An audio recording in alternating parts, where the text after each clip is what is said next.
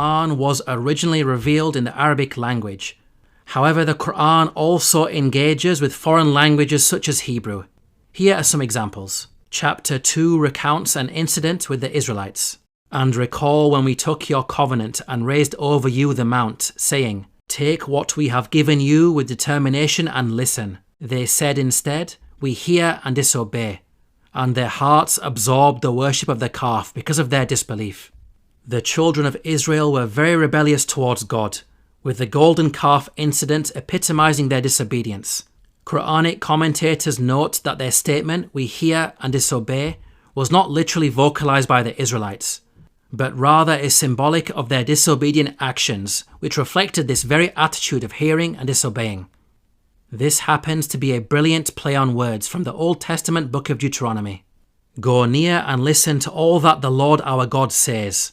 Then tell us whatever the Lord our God tells you. We will listen and obey.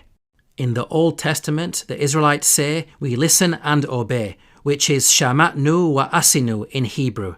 The Qur'an seems to mirror this and turns the statement on its head with its use of the very similar sounding Arabic words, samitna wa asayna, or we hear and disobey. The next example is from chapter 11, which mentions some angels bringing good news to Abraham and his wife Sarah. And certainly did our messengers come to Abraham with good tidings. They said, peace. He said, peace. And his wife was standing, and she smiled. Then we gave her good tidings of Isaac, and after Isaac, Jacob. The name Isaac in Hebrew is Yitzhak, which means one who laughs. So Abraham's wife laughed, and she was blessed with a son whose name carries the meaning of laughing. We are also informed that after Isaac will come Jacob, which is the Hebrew Yaakov, meaning to follow. Note how the verse places the name Jacob after Isaac, so Jacob is literally following on from Isaac in a textual sense, just like the meaning of Jacob's name suggests.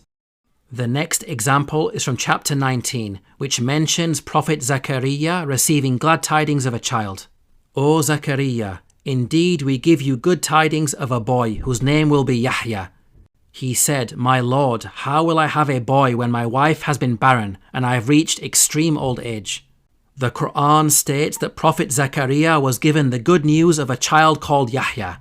This baby was a miracle, as Zechariah's wife was no longer of a childbearing age. Christian apologists attack the Qur'an on this point, arguing that the biblical name of the son of Zechariah was the Hebrew Yohanan, and not Yahya as the Qur'an incorrectly states. This argument actually exposes ignorance on the part of such Christian apologists who are unaware of the nuance at play here. The Arabic word Yahya comes from the root haya, which means life. We can see that very subtly the Qur'an is alluding to the fact that it is only God who can miraculously bring about life from a barren woman. Now there are those who will argue that while the meaning of the name Yahya is contextually relevant within the Qur'an, it is still incorrect from a biblical perspective and shows that the author of the Qur'an was ignorant of the actual name Yohanan.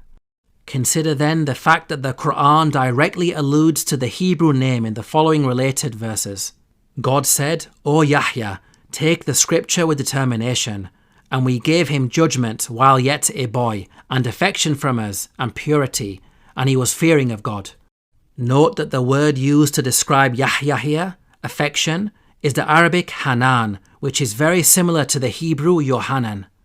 So contrary to Christian apologists' claims, we can see that the author of the Qur'an was well aware of the original name, and chose to allude to it with some clever wordplay on the Hebrew.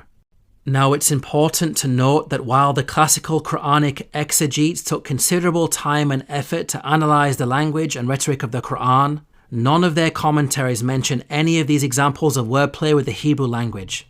So such knowledge was obviously not common at the time, which makes the Qur'an's insight into Hebrew all the more remarkable.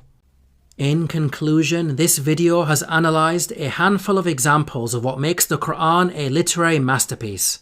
The Qur'an is in fact full of such linguistic gems which permeate its every page.